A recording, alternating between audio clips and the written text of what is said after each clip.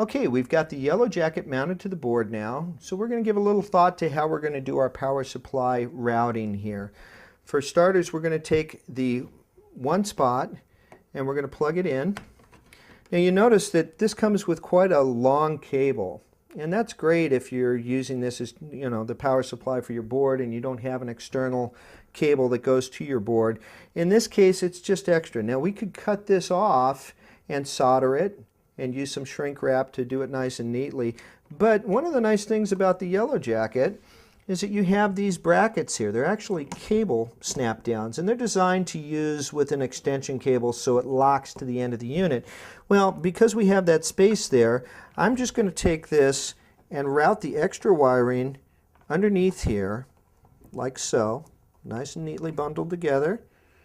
And then I'm going to take my power connector and route it between two of my slats so that it goes underneath the board. Now we'll leave that there for the moment. This is a standard 5 connector daisy chain. Now you notice there's actually 6 on there. This is a female jack that connects to the end of the one spot power cable. Now what we want to do here is look at the cables and plan and make sure that everything is going to reach. Sometimes if you have a larger pedal board, you might need 2 or even 3 of these to power all the individual pedals. But the idea is to make sure that you connect it to each one of the pedals that you're going to use it with and see how it's going to reach. And in this particular case, everything reaches great. Now I've got this kind of sloppy extra end here. We'll show you a trick about that underneath in a minute. But I have sufficient cable length to get to each one of the pedals that I need to reach. So for right now, we'll unplug that now that we know it's all going to work, and set that aside. We're going to flip the board over here and show you the underneath wiring for the cables. Okay, now before we connect, or flip the board over here, we're going to connect the first one of our units, and we're just going to use this end jack here and plug it straight into the Planet Waves tuner. Now, because of the way the board is laid out, the Behringer is kind of blocking my access to get under here. So what I'm going to do is just feed the cable through here so that I can route it underneath the board. And we're going to have as much of our power supply wiring hidden underneath the board as possible to keep things nice and neat looking. So we're going to flip the board over, set it on this piece of foam so we don't mess up these nice shiny new pedals. And you notice that one of these is not going to be used because the Behringer again requires its own separate power supply. And the rest of this I'm going to feed back through in between the Behringer and the Dan Electro and pull the cable gently through there.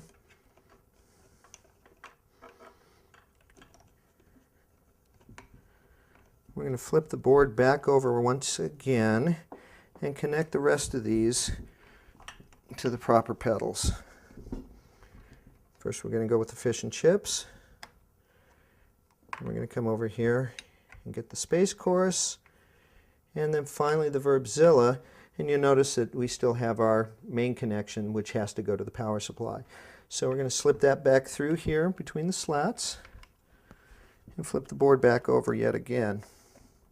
Now we've got all this extra cable that we're going to pull up between the slats and get it out of the way so it's not visible from the top of the board. Connecting the power supply to the female jack on the end of the daisy chain. Again, pulling the extra cable up through so that it's up and out of our way as much as possible. We have some extra cable here, and we're going to mount this using some of these little nylon cable clamps. It's just a small little loop, nylon loop, that is designed to hold cables in place.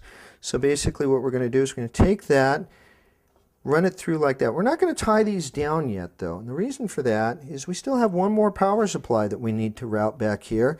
There's no sense in using doubles when you can run 2 cables through the same set of ties. So we're just going to clamp a couple of these on here and get them ready.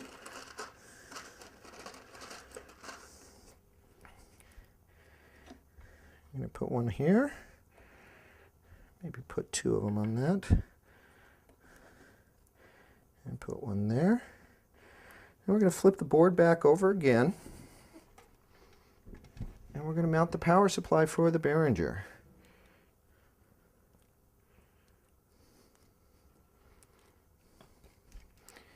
We're going to plug that in here. And we're going to give some thought to how we're going to get this over there. So we're going to undo some of this cable and make sure that we have enough to get all the way over to the power supply jack, but we don't need the extra length of cable. So what we're going to do here is we're going to give ourselves just enough with maybe a little bit of slack, so again we can store the extra cable in here and yet still reach where we need to go over here at the Behringer. And that looks like it'll probably do. So we're going to retie that.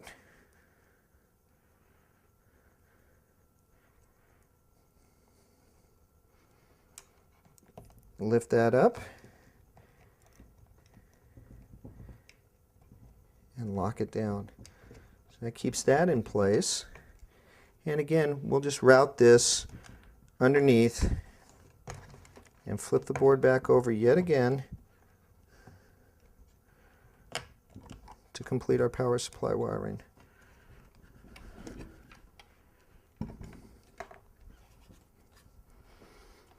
Now we're going to route this under and into the Behringer and take our extra length of cable and be ready to strap it down as well. And we can use that same tie, that same nylon tie that we used, or that clamp that we used for one of the other pedals, and then mount it down.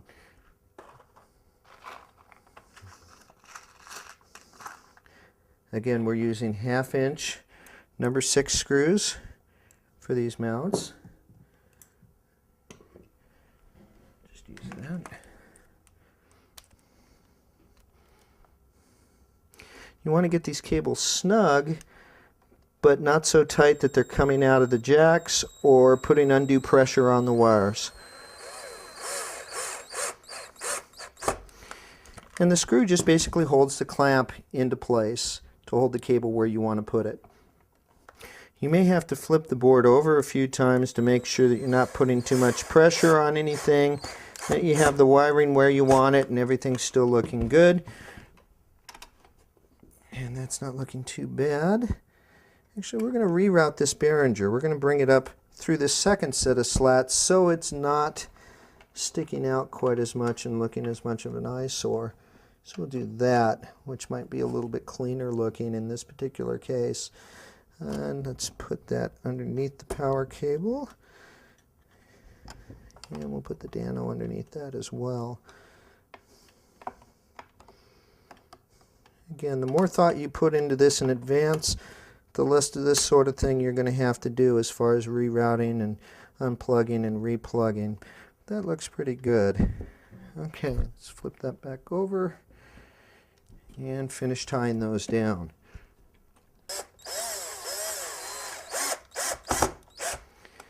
And that's it. As you can see, the wiring's kept out of our way. It's nice and neat and clean. We're going to put a couple more ties on this and do some heat shrinking, and we'll show you that here in just a moment.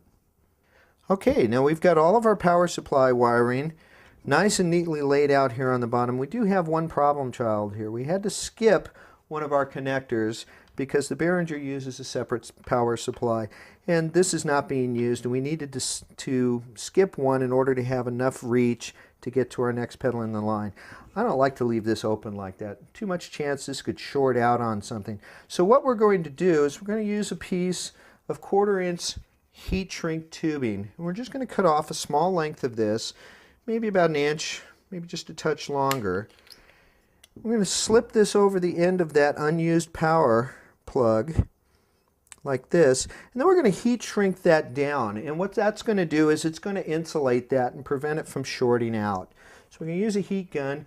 In an emergency, you could use just a regular cigarette lighter or a match, but a heat gun is going to give you a little bit better job on this. We're just going to apply even heat all the way around until that shrinks down nice and tight so it won't come off of there. Really get that nice and melted onto there. Careful you don't burn your hands. And that's it. So by shrinking that on there, we're going to prevent that from actually shorting out against anything. We're going to put one more tie on here to keep this out of our way.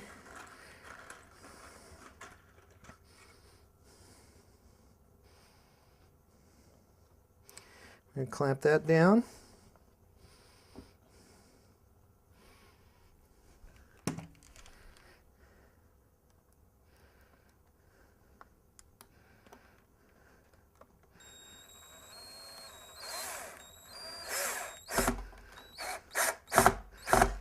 And that completes the bottom of the pedal. All of our board power supply is in place. Everything's out of the way and nice and neat and sanitary. Now the next step, we're going to unplug this heat gun and use the same extension cord. We're going to test to make sure that we have sufficient power going to each one of these pedals and that everything is working properly. And this just plugs straight into the back of your yellow jacket, and that powers up the entire board. Now we're going to go through and check to see if everything turns on. You may need a 1/4 inch cable or a 1/4 inch connector for your first input, because a lot of these pedals will not power if there's nothing connected to the input jack. So we're just going to plug that in, and boom, we have power to that particular pedal. We're going to check this pedal here, switching it on. We have power. It's in, it's out. The fish and chips is working. The Roland or the line 6, both of those are powering up. We're in good shape. Our next stop is the play test.